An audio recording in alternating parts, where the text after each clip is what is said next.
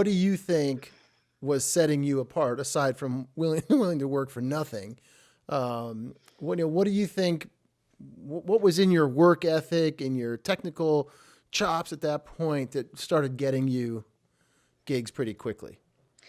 I don't know if it had anything to do with technical chops. I think that it was more of a personality situation where I got along with everybody, and I can be a bit goofy at times, and I was fun to have in the van.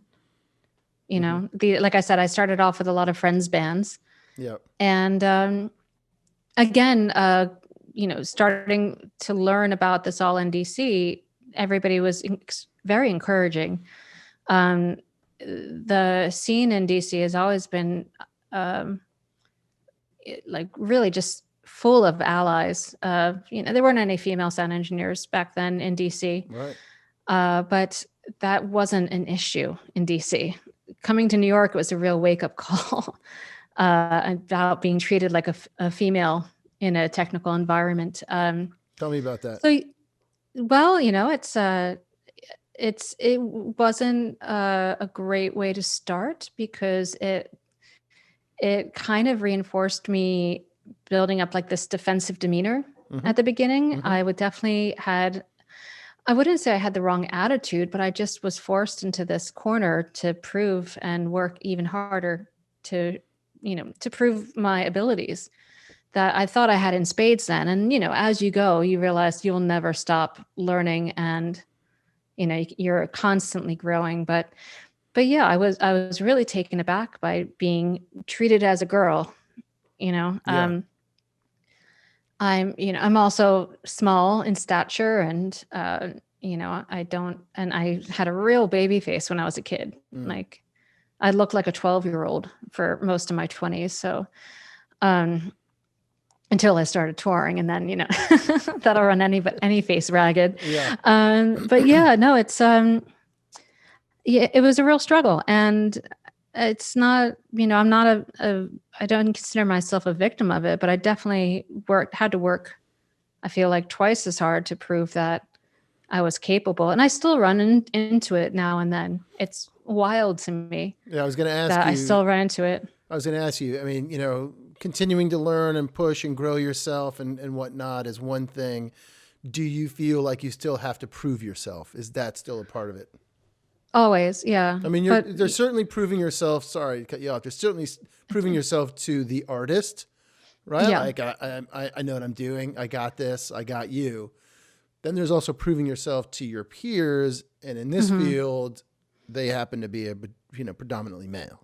Yeah. Well, the people that know me, like, for example, I mean, I still worked house jobs occasionally, and there have been some situations where, in the house job where I was A1 and I had an A2 that was just starting, and if I had to correct them, I literally heard somebody call me a bitch behind my back because I had to teach them how to wrap a cable more than once, and I always, I would always try to approach with respect, but, there comes a point where you get frustrated, and I regret, sometimes, there have been times where I feel like I could have handled things differently, but you spend your 2 decades plus paying your dues and getting treated like you are nobody by some people, and you don't deserve it, and you don't know where it's coming from, and frustration can absolutely be a big factor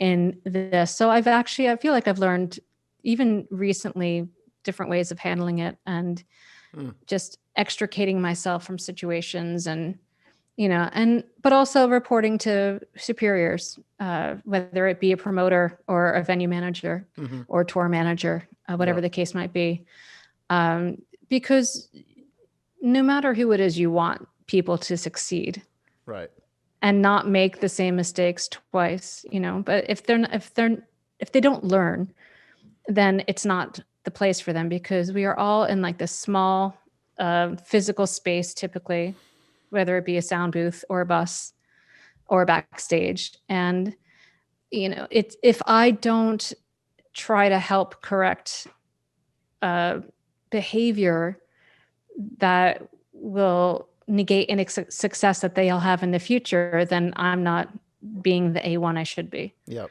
You know, so it's a lot of push and pull.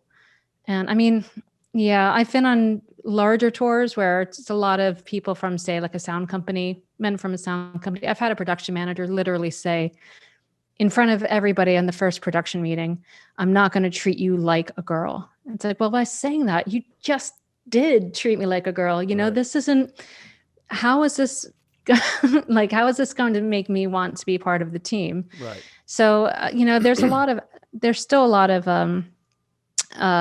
old fashioned attitudes. But I also think there's a lot more, let's say there's a lot more women working in the field now. Mm-hmm. I think there's a lot more safe spaces. Thank you, internet.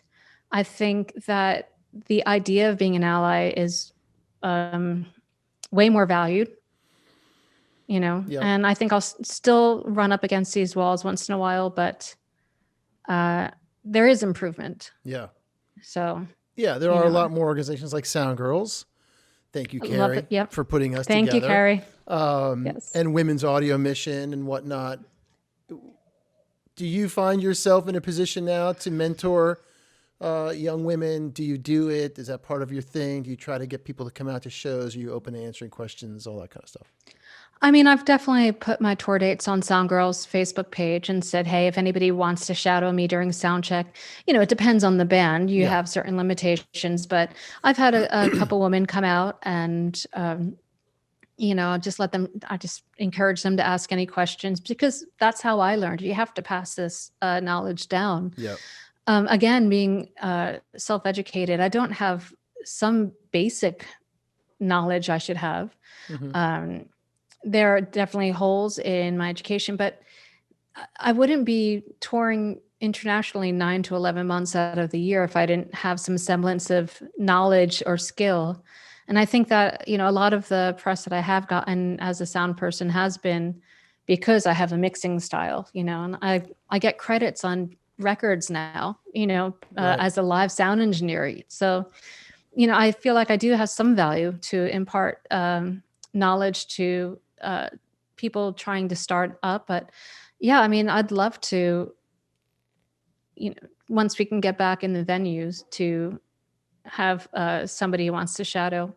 Yeah. It's so important because also school's expensive. Yeah. And you can't learn everything from school.